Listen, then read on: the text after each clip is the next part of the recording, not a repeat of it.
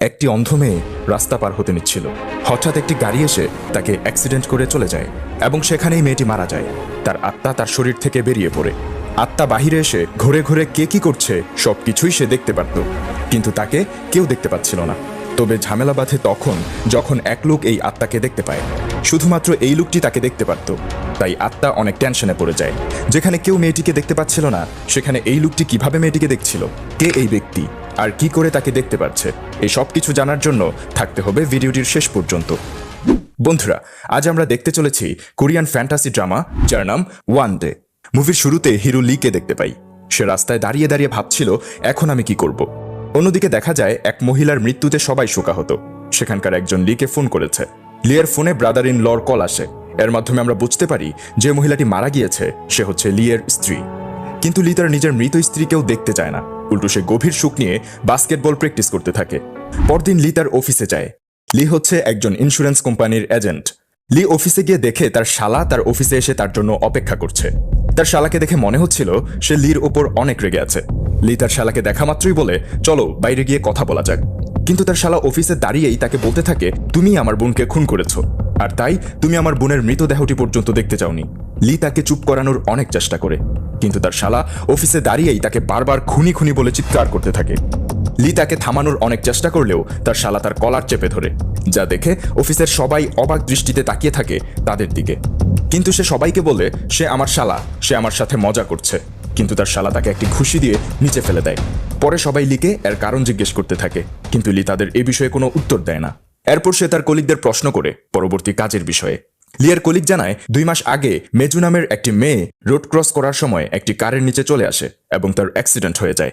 মেয়েটি এখন কোমায় রয়েছে। মেয়েটি অন্ধ, আর যে গাড়িটি ড্রাইভ করছিল সে হচ্ছে আমাদের ক্লায়েন্ট। এসব শোনার পর লি বলে, আমাদের ক্লায়েন্টের কাছ থেকে টাকা নিয়ে মেয়েটির পরিবারকে দিয়ে দাও, আর আমার মনে হয় না এ বিষয়ে কারো সমস্যা থাকতে পারে। কিন্তু তার কলিগ তাকে জানায় মেয়েটির বাবা মা নেই। মেয়েটির শুধুমাত্র একজন গার্ডিয়ান রয়েছে, কিন্তু সে টাকা নিতে আপত্তি জানিয়েছে। এরপর লিয়ের বস তাকে বলে, এই কেসটা পুরোপুরি তুমি হ্যান্ডেল করো, যে কোনোভাবেই হোক মেয়েটির গার্ডিয়ানদের তুমি কনভিন্স করো, তারা যেন পুরোপুরি সেটেলমেন্ট নিতে রাজি হয়, আর তাকে বলো সে যেন কেসটি উইথড্র করে নেয়। কারণ যে ব্যক্তি অ্যাক্সিডেন্ট করেছিল সে আমাদের সিইও এর ফ্রেন্ড। সে যদি জেলে যায় তবে তা আমাদের জন্য অনেক বড় সমস্যার কারণ হয়ে দাঁড়াবে। এত বড় ক্লায়েন্ট আমাদের হাতছাড়া হয়ে যাবে। যেভাবেই হোক ব্যাপারটি মিউচুয়াল করো। এবার লি হসপিটালে মেয়েটির গার্ডিয়ানের কাছে যায় তাদের কনভিন্স করার জন্য। যে হসপিটালে মেয়েটি এখন অ্যাডমিট আছে সে হসপিটালেই লিয়ের ওয়াইফ কিছুদিন আগেও অ্যাডমিট ছিল, কিন্তু আজ সে দুনিয়াতেই নেই। এসব কথা ভেবে লিয়ের খুব খারাপ লাগছিল। তার স্ত্রীর কথা তার বারবার মনে পড়ছিল। সে মেজর রুমে প্রবেশ করে। লি মেজর রুমে গিয়ে দেখে সেখানে একটি টেবিলের ওপর কিছু পাথর পড়েছিল। এরপর সে ড্রয়ার খোলে এবং ড্রয়ার খুলে দেখতে পায় মেজর ছোটবেলার ছবি সেখানে পড়ে আছে।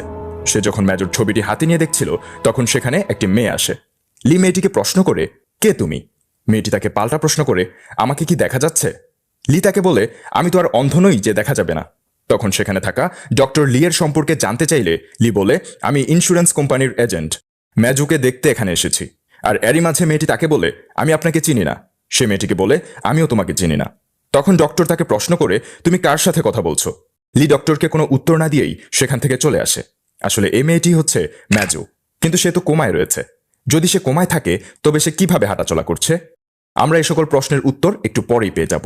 গল্পটি কন্টিনিউ করার আগে একটি ছোট্ট রিকোয়েস্ট করতে চাই আপনাকে। আমি এ পথের একজন নতুন পথিক, তাই আপনাদের সাহায্য আমার ভীষণ প্রয়োজন। আপনার একটি লাইক আর কমেন্ট আমাকে অনেক দূর এগিয়ে নিবে, আর বোনাস হিসেবে যদি চ্যানেলটি সাবস্ক্রাইব করে দেন তাহলে তো আলহামদুলিল্লাহ। তো চলুন গল্পে ফেরা যাক। ম্যাজো খুব অবাক হয় এই ভেবে যে আমাকে শুধুমাত্র এই লোকটিই কেন দেখতে পাচ্ছে।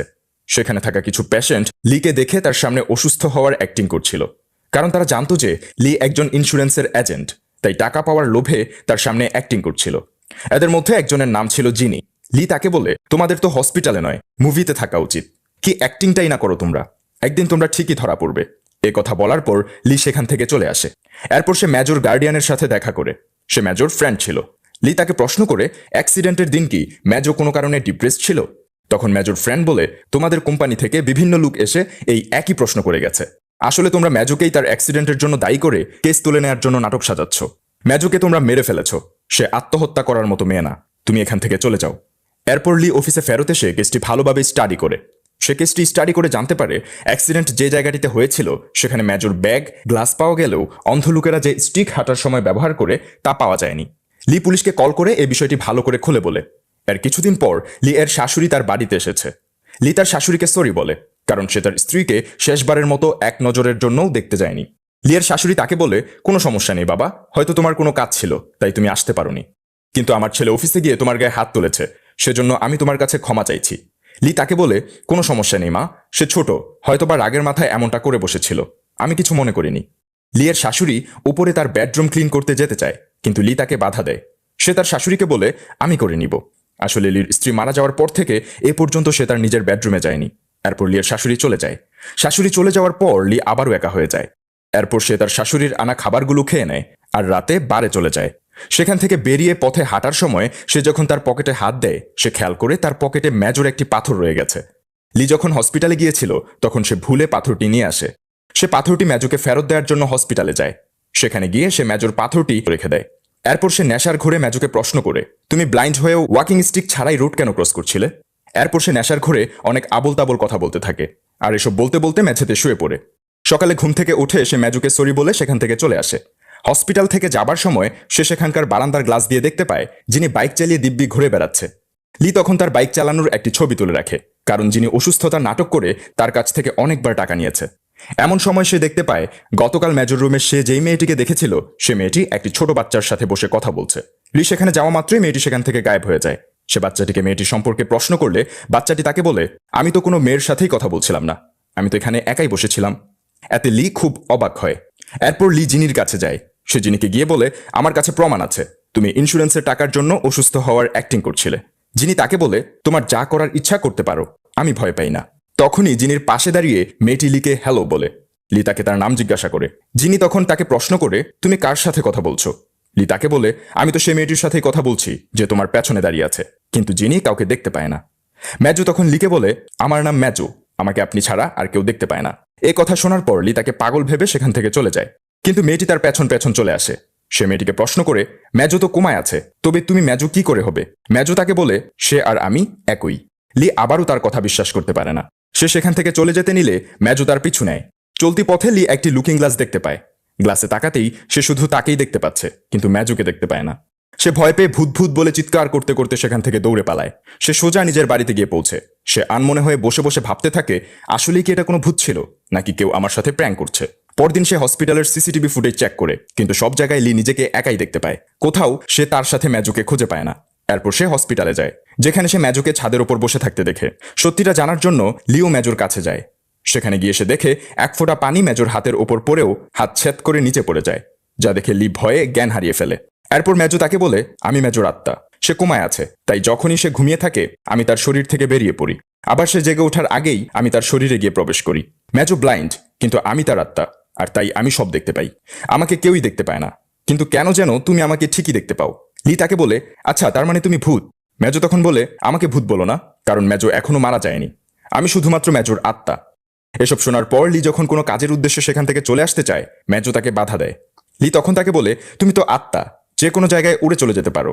এ বলে সে সেখান থেকে বেরিয়ে পড়ে। কিন্তু অন্য সবাই লিকে এভাবে একা কথা বলতে দেখে তাকে সবাই পাগল মনে করে। এরপর লি ম্যাজুর আত্মাকে তার গাড়িতে করে ঘুরতে নিয়ে যায়।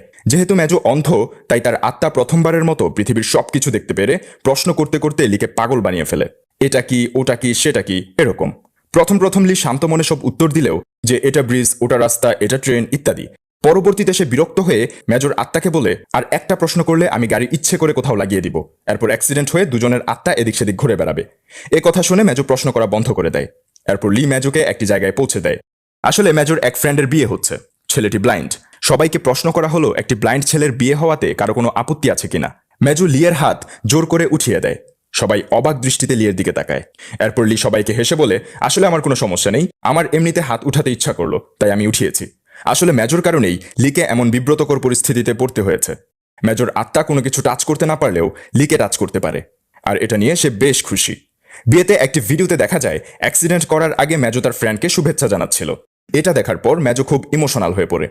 এরপর মেজো গার্ডেনে যায় এবং লিকে একটি কুকুর দেখিয়ে বলে, এটি আমার ফেভারিট কুকুর, ওর নাম ম্যাঙ্গো।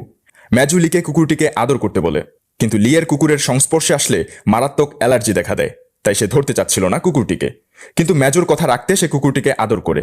এরপর লি মেজোকে হসপিটালে ড্রপ করে। মেজো বলে, থ্যাংক ইউ, আজকে আমি অনেক খুশি। আসলে রুট ক্রসিং এর সময় ম্যাজু নিজের ওয়াকিং স্টিক না নিয়েই রুট ক্রস করছিল, তাই ইন্স্যুরেন্স কোম্পানি এটা প্রমাণ করতে চাইছিল যে ম্যাজু ইচ্ছে করেই সুইসাইড করার চেষ্টা করছিল।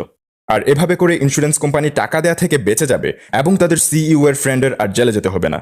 কিন্তু লি এমনটা করতে চাচ্ছে না, কারণ সে জানে এটা উচিত নয়। লি এর কাজ হচ্ছে এই হসপিটালে যারা তার কোম্পানির মেডিকেল ইন্স্যুরেন্স হোল্ডার তারা সত্যিই অসুস্থ কিনা তাই অনুসন্ধান করা। যদি কেউ সত্যি সত্যিই অসুস্থ হয়ে থাকে তবে তাকে তার ইন্স্যুরেন্সের টাকা প্রদান করাই হচ্ছে তার আসল কাজ। এরপর লি আবারও হসপিটালে যায় আর ম্যাজুকে খুঁজতে থাকে, কিন্তু সেদিন ম্যাজুর আত্মাকে কোথাও পাওয়া যাচ্ছিল না, কারণ ম্যাজু তখন জেগেছিল। লি যখন হসপিটাল থেকে ফেরত যাচ্ছিল তখন সে জিনিকে দেখতে পায়। সে আনমনে হয়ে গান গাইতে গাইতে বাইক চালাচ্ছিল। সে লিকে দেখে বাইক থামিয়ে ফেলে। লি তাকে বলে, তুমি যে অসুস্থ হওয়ার নাটক করে ইন্স্যুরেন্সের টাকা খাচ্ছ আর ঘুরে বেড়াচ্ছ, আমি তা ইন্স্যুরেন্স কোম্পানিকে জানিয়ে দিব। যিনি বাইক থেকে নেমে লিয়ের কলার চেপে ধরে বলে, তোমার যা ইচ্ছা তুমি করতে পারো।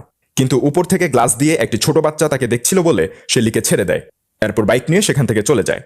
পরদিন লি হসপিটালের ছাদে বসে মেজর আত্মাকে প্রশ্ন করে, তুমি সবসময় নিজের সাথে পাথর কেন রাখো? মেজো বলে, আমি ব্লাইন্ড, তাই আমার ছুঁয়ে সবকিছু অনুভব করতে হয়, আর তাই আমি সবসময় সাথে পাথর রাখতাম। এরপর সে লিয়ের হাত ছুঁয়ে তাকে বলে, তুমি কোনো ধরনের ইন্টারেস্ট ছাড়াই লক্ষ্যবিহীন একটি জীবনযাপন করছো। এই কথা শোনার পর লিয়ের মন খারাপ হয়ে যায়। সে তার হাত ছাড়িয়ে নেয়। এরপর মেজো তার হাত লিয়ের দিকে বাড়িয়ে দিয়ে বলে, আমার হাত ছুঁয়ে বলো আমার বিষয়ে। কিন্তু লি কিছুই ফিল করতে পারে না। ম্যাজো বলে, যখন সে চোখে কিছু দেখতে পারতো না তখন সে সবকিছু ছুঁয়ে অনুভব করত, আর এখন যখন তার আত্মা সবকিছু দেখতে পাচ্ছে তখন সে কিছু ছুঁতে পাচ্ছে না, শুধুমাত্র লিকে ছাড়া। তাই এটা নিয়ে ম্যাজো খুবই মন খারাপ করে। যা দেখে লি তার মন ভালো করার জন্য ঘুরতে নিয়ে যায়। সেখানকার সুন্দর সুন্দর ফিশ দেখে ম্যাজো খুব খুশি হয়। ফেরার সময় পথে একটি ছেলেকে তার মায়ের সাথে দেখতে পেয়ে ম্যাজোর খুব মন খারাপ হয়, কারণ সে ছোটবেলায় শুধুমাত্র তার মায়ের শব্দ শুনেছিল, কিন্তু তাকে কখনো চোখে দেখেনি। তার মা তাকে ছোট অবস্থায় রেখে চলে গিয়েছিল। হয়তোবা তার মায়ের তাকে প্রয়োজন নেই, তাই সে তার নিজের মাকে আর খোঁজার চেষ্টাও করেনি। এরপর তারা আনন্দের সাথে পুরো শহর ঘুরে বেড়ায়। বড় একটি গাছ থেকে ফুলের পাপড়ি ঝরে ঝরে পড়ছিল। ম্যাজো তার হাতের তালুতে নেয়ার চেষ্টা করছে, কিন্তু ফুলের পাপড়িটি মেজর হাত ছেদ করে নিচে পড়ে যায়। এতে মেজর খুব মন খারাপ হয়। এরপর লি মেজর হাতের নিচে নিজের হাত রাখে, তখন ফুলের পাপড়িগুলো মেজর হাতের ওপর পড়ে, যা দেখে মেজো অনেক খুশি হয়। এরপর তারা একটি বারে যায়, কিন্তু হঠাৎ মেজর আত্মা গায়েব হয়ে যায়, কারণ মেজো ঘুম থেকে উঠে গিয়েছিল। মেজো কোমায় রয়েছে, কিন্তু তার হাত একটু একটু নড়ে এবং সে শব্দ শুনতে পায়। পরের দিন লি মেজর ছোটবেলার ছবি নিয়ে তার ফ্রেন্ডের কাছে যায়। লি তার ফ্রেন্ডকে মেজর ছোটবেলার ছবি দিয়ে বলে মেজর ডিটেলস সম্পর্কে সব ধরনের তথ্য অনুসন্ধান করার জন্য। মেজর ফ্রেন্ড দ্রুত খুঁজে বের করে মেজর ছবিটি কোন স্টুডিওতে তোলা হয়েছিল। সে ছবিটি নিয়ে সেখানে নিয়ে যায় এবং স্টুডিওর ওনার সাথে পুরনো সব রেকর্ড চেক করে। এরপর সে মেজর নাম এবং অ্যাড্রেস লিয়ের ফ্রেন্ডের কাছে জানায়। লি এসে অ্যাড্রেস অনুযায়ী মেজর মায়ের কাছে গিয়ে পৌঁছে। সেখানে গিয়ে সে দেখতে পায় মেজর মায়ের একটি বিউটি সেলুন রয়েছে, আর এই জায়গাটিতেই মেজর অ্যাক্সিডেন্ট হয়েছিল। লি মেজর মায়ের কাছেই হেয়ার কাট করে। লি তাকে প্রশ্ন করে, আপনার মেয়ে কোথায়? মেজর মা বলে, সে স্কুলে গিয়েছে। লি তাকে বলে, আমি আপনার বড় মেয়ের কথা বলছি, যাকে আপনি অনেক বছর আগেই চার্চে রেখে এসেছিলেন। সে বলে, আমি মেজর নামের কাউকে চিনি না, তুমি এখান থেকে চলে যাও। এদিকে লিয়ের বস লিকে বকাঝকা করে, কারণ সে মেজর কেসের বিষয়ে খুব বেশি তথ্য তাদেরকে দিতে পারছিল না। এরপরে এই কেসটির দায়িত্বের জন্য একজনকে দিয়ে দেওয়া হয় এবং লিকে কিছুদিনের জন্য ছুটি দেওয়া হয়। পরবর্তীতে দেখা যায় মেজো লিকে জোর করে হসপিটালে থাকা সেই ছোট বাচ্চাটির সাথে খেলতে পাঠিয়ে দেয়। লি বাচ্চাটিকে প্রশ্ন করে, তোমার বাবা কোথায়? বাচ্চাটি বলে, হসপিটালের বিল অনেক আসে, তাই বাবা দিনের বেলা কনস্ট্রাকশনের কাজ করে এবং রাতে ডেলিভারি বয়ের কাজ করে। সে অনেক কঠোর পরিশ্রম করে, তাই আমার সাথে সবসময় থাকতে পারে না। এর কিছুক্ষণ পর সেখানে জিনি চলে আসে এবং বাচ্চাটি তাকে বাবা বলে ডাকে। এরপর লি নিশ্চিত হয় যে জিনি আসলে খারাপ কেউ নয় এবং সে একজন ভালো মানুষ যে কঠোর পরিশ্রম করে। সে তার ছেলের হসপিটালের বিল পুরোপুরি পরিশোধ করতে পারে না, আর তাই সে অসুস্থতার ভান করে নিজের ইন্স্যুরেন্সের টাকা দিয়ে ছেলের হসপিটাল বিল পরিশোধ করছে। আর তার ছেলের চিকিৎসা শুধুমাত্র এই হসপিটালেই হয়। সে চাইলেও অন্য ভালো কোনো হসপিটালে তার ছেলেকে চিকিৎসা দিতে পারছে না। এরপর মেজর মা মেজোকে দেখতে হসপিটালে আসেন। মেজর মা মেজোকে হসপিটালের দরজা খুলে একটু উকি দিয়ে দেখে আবার চলে যাচ্ছিল। তখন লি তাকে প্রশ্ন করে, আপনি মেজর কাছে যাচ্ছেন না কেন? উত্তরে মেজর মা লিকে বলে, তার সামনে গিয়ে দাঁড়াবার মুখ আমার নেই। এরপর সে সেখান থেকে চলে যায়। লি তার পিছু পিছু যাচ্ছিল, কিন্তু সেখানে মেজর আত্মা দাঁড়িয়েছিল। তার মায়ের কথা শুনে তার মন খারাপ হয়ে যায়। মেজো লিকে বলে, আমার মা আমাকে ছেড়ে চলে গিয়েছে, তো কি হয়েছে? আমার তার সাথে দেখা করার অনেক ইচ্ছা ছিল, আর তাই আমি একদিন আমার মায়ের কাছে যাই তার বিউটি সেলুনে কাস্টমার সেজে। তখন আমার ওয়াকিং স্টকটি ভিতরে রেখে দেই। এরপর আমার মা যখন আমার হেয়ার কাট করছিল তখন আমি তাকে জানাই যে আমি তার সেই মেয়ে যাকে সে চার্চে রেখে এসেছিল। তখন আমি খুব ছোট ছিলাম। দেখো, আমি এখন 25 বছর বয়সী হয়ে গিয়েছি। এই কথা শোনার পর আমার মা আমাকে চেনে না, সে চায় না আমি তার কাছে যাই। আমি তাকে বলি, আমি তোমার জীবনে কোনো প্রভাব ফেলতে আসিনি, আমি তো শুধুমাত্র এটা বলতে এসেছি যে তোমার আমাকে নিয়ে চিন্তা করতে হবে না। মা আমার উপর রাগ করে সেখান থেকে চলে যায়। এরপর আমি আমার মায়ের বিউটি সেলুন থেকে বের হয়ে আসি, কিন্তু ভুলে ওয়াকিং স্টিকটি ভিতরেই রেখে চলে আসি। বের হওয়ার পর আমার ওয়াকিং স্টিকের কথা মনে পড়ে, কিন্তু আবারও ভিতরে গেলে মা যদি আমাকে এমন কিছু বলে যা শুনলে আমার কষ্ট আরও বেড়ে যাবে, তাই আমি ওয়াকিং স্টিক ছাড়াই পথ চলতে শুরু করি। আমি এটা ভেবে কাঁদছিলাম যে আমি ভেবেছিলাম আমার মা এত বছরে হয়তোবা আমাকে খুব মিস করছিল, কিন্তু সে তো আমাকে পরিচয় দিতেই অস্বীকার করলো। আর তখনই রুট ক্রসিং এর সময় আমার অ্যাক্সিডেন্ট হয়ে যায়, আমি কোমায় চলে যাই। আর তখনই আমার আত্মা আমার শরীর থেকে বেরিয়ে যায়। এই কথা বলতে বলতেই মেজর আত্মা হঠাৎ নিচে পড়তে পড়তে গায়েব হয়ে যায়। লি তখন উত্তেজিত হয়ে হসপিটালে যায়। গিয়ে সে দেখতে পায় মেজর রক্ত বমি করছিল এবং তার অবস্থা খুব খারাপ ছিল। ডক্টর তাকে আইসিইউতে নিয়ে যায়। এদিকে ইন্স্যুরেন্স কোম্পানির প্রমাণ রেডি করে যে মেজর অ্যাক্সিডেন্টের জন্য তারা দায়ী ছিল না, মেজই আত্মহত্যার চেষ্টা করেছিল। পরের দিন মেজর বেস্ট ফ্রেন্ড হসপিটালে তাকে দেখতে এসেছে। লিয়ের মনে হয়েছে যদি মেজর মা একবার এসে তার সাথে দেখা করে নেয় তবে মেজর ভালো লাগবে, অন্তত সে শান্তিতে মরতে পারবে। লি মেজর ফ্রেন্ডকে তার মায়ের সাথে দেখা করিয়ে দেয়। তাকে দিয়ে অনেক রিকোয়েস্ট করার পরও মেজর মা তার সাথে দেখা করতেই রাজি হয় না। লি এসব নিয়ে খুব ডিপ্রেসড হয়ে যায়। তখন জিনি তার কাছে আসে এবং লিকে ড্রিঙ্ক করতে দেয় আর বলে, এত টেনশন করো না, তোমাদের ইন্স্যুরেন্স কোম্পানির টাকা আমার আর প্রয়োজন নেই, এই টাকা ছাড়াই আমি আমার সন্তানকে বাঁচিয়ে তুলব। লি তাকে বলে, তুমি একজন ভালো মানুষ কিনা সেটা আমি জানি না, তবে তুমি সত্যিই একজন ভালো বাবা। পরের দিন মেজর মা অন্য মেয়েকে সাথে করে নিয়ে মেজোকে দেখতে আসে। লি মেজর মাকে বলে, আমি আপনাকে আপনার মেয়ের চিকিৎসার ইন্স্যুরেন্সের পুরো টাকা দিয়ে দিব। মেজর মা তখন তাকে বলে, আমার কোনো টাকার প্রয়োজন নেই, আমার শুধুমাত্র আমার মেয়ের ভালোবাসা প্রয়োজন। এত বছর যাবৎ আমি আমার মেয়েকে আমার ভালোবাসা থেকে বঞ্চিত রেখেছিলাম, এখন আমি আমার সবটা দিয়ে তা পূরণ করতে চাই। কিন্তু তার অন্য মেয়ের তার মায়ের এ ধরনের কথা পছন্দ হচ্ছিল না। সে তার মাকে বলে, এমনিতেই আগে থেকে আমাদের অনেক ঋণ রয়েছে, এখন এর চিকিৎসা খরচ বহন করতে আরও ঋণ করতে হবে, অন্তত ইন্স্যুরেন্সের টাকাটা তো নিয়ে নিতে। তাদের সব কথা মেজর আত্মা শুনে নিয়েছিল। এরপর মেজর মা মেজর পাশে বসে খুব কাঁদছিল। সে বলছিল, এত বছর পরেও তুমি আমার কণ্ঠস্বর মনে রেখেছ, তুমি আমায় খুঁজে বের করেছ, কিন্তু আমি তোমাকে পরিচয় দিতে অস্বীকার করেছি, আর আজ আমার জন্যই তোমার এই হাল। এসব কথা মেজর আত্মা শুনছিল এবং সে খুব কাঁদছিল। তার মনে হচ্ছিল এত বছর পর সে যে ভালোবাসার জন্য তার মাকে খুঁজে বের করেছিল, এখন সে মা নিজেই তার কাছে চলে এসেছে তার দেখাশোনার জন্য। অন্যদিকে দেখা যায় ইন্স্যুরেন্স কোম্পানি মেজোকে ইন্স্যুরেন্সের টাকা দিয়ে কোনোভাবে বেঁচে যেতে চাচ্ছিল কেসের হাত থেকে, কিন্তু এখন মেজর মা মাঝখানে চলে এসেছে। সে কোনো ধরনের সেটেলমেন্ট নিতে চায় না। আর এসবের মাঝখানে মেজর মাকে নিয়ে আসার জন্য লিয়ের বস লিয়ের উপর চিৎকার করে, কিন্তু লি উল্টু রেগে যাওয়ায় তার বস চুপ হয়ে যায়। অন্যদিকে মেজর আত্মা তাকে জানায়, আমি চেয়েছিলাম আমার মাকে খুশি দেখতে, কিন্তু আমার জন্য আমার মা আরও কষ্ট পাচ্ছে। আমার চিকিৎসা খরচ বহন করতে আমার মায়ের খুব কষ্ট হবে। ডক্টরদের কথায় বোঝা যাচ্ছে আমি সারা জীবন এভাবে কমাতে থাকতে হবে। তবে কি সারা জীবন আমার মায়ের আমার জন্য এতটা কষ্ট করতে হবে? আপনি দয়া করে আমার রুমে গিয়ে আমার অপশন লাইন সব কাট করে দিন, যাতে করে আমি মরে যাই, এতে করে আমার মায়ের কষ্ট কমবে। মেজর কথা শুনে লি চিৎকার করে রেগে গিয়ে বলে, সম্পর্ক কি শুধুমাত্র সুসময়ের জন্যই এক্সিস্ট করে? দুঃখের সময় পাশে থাকার জন্য কি সম্পর্ক নয়? এরপর লি মেজোকে বলে, আমি আমার স্ত্রীকে অনেক ভালোবাসতাম, আমরা অনেক সুখী ছিলাম, কিন্তু একদিন হঠাৎ তার দুপা অবশ হয়ে যায়। এরপর থেকে সে প্যারালাইজড হয়ে যায়। সে আমাকে একদিন প্রশ্ন করে, আচ্ছা আমি কি তোমার কাছে বোঝা হয়ে গেছি? আমি উত্তরে না বলি, কিন্তু সে আমার কথা বিশ্বাস করে না। প্রায় সে আমার সাথে চিৎকার করতো যে সে হয়তোবা আমার কাছে বোঝা হয়ে গেছে, কিন্তু আসলে এমন কিছুই ছিল না। একদিন আমি তাকে নিয়ে ঘুরতে যাই পাহাড়ের সাইডে। আমরা দাঁড়িয়ে দাঁড়িয়ে প্রাকৃতিক সৌন্দর্য উপভোগ করছিলাম। আমার স্ত্রী তখন হুইলচেয়ারে বসা ছিল। হঠাৎ সে আমায় ব্ল্যাঙ্কেট নিয়ে আসতে বলে। আমি ভুলে হুইলচেয়ার লক না করেই ব্ল্যাঙ্কেট নিতে চলে যাই। ফিরে এসে দেখি আমার স্ত্রী এবং হুইলচেয়ার কোনোটিই নেই। এরপর দেখি সে উপর থেকে পড়ে রোড অ্যাক্সিডেন্ট করেছে। এই একই হসপিটালে আমার স্ত্রীও ভর্তি ছিল এবং সে এখানেই মারা যায়। সে আমার কাছে কখনোই বোঝা ছিল না। ভালোবাসা কখনো বোঝা হয় না। তাহলে তোমার মায়ের কাছে তুমি কেন বোঝা হবে? এরপর মেজো তাকে বলে, তুমি যেদিন হসপিটালে তোমার স্ত্রীর কাছে গিয়েছিলে আমি তোমাকে দেখেছিলাম, তুমি পুরোপুরি ভেঙে পড়েছিলে। আসলে আমার মা আর তুমি একই, আর আমি আর তোমার ওয়াইফ একই। এই কথা শোনার পর লি মেজোর মুখে দুহাতে আলতো করে ধরে। দুজনই চোখ বুজে কাঁদতে শুরু করে। চোখ বুজে সে তার নিজের স্ত্রীকে দেখতে পায়। সে তার স্ত্রীর হুইলচেয়ারে ঠিকই লক করেছিল, কিন্তু তার স্ত্রী লি সেখান থেকে যাবার সাথে সাথেই নিজে ইচ্ছে করে তা আনলক করে নেয় এবং সে নিজেই ইচ্ছে করে উপর থেকে হুইলচেয়ার নিয়ে পড়ে গিয়ে সুইসাইড করে, কারণ সে লিয়ের বোঝা হয়ে থাকতে চাচ্ছিল না। সে যখন চোখ খুলল তখন সে মেজর জায়গায় তার নিজের স্ত্রীকে দেখতে পায়। তার স্ত্রী তাকে বলে, মৃত্যু পথযাত্রীদের কখনো মৃত্যুর ভয় থাকে না, ভয় তো থাকে শুধু এটা ভেবে যে তার আপন মানুষ তাকে ভুলে না যায়। তুমি আমাকে ভুলে গিয়েছিলে, ঠিক না? লি তখন তার স্ত্রীর কথা শুনে কাঁদতে শুরু করে। কাঁদতে কাঁদতে মাথা তুলে তাকানোর পর লি সেখানে না দেখতে পায় তার স্ত্রীকে, না মেজোকে।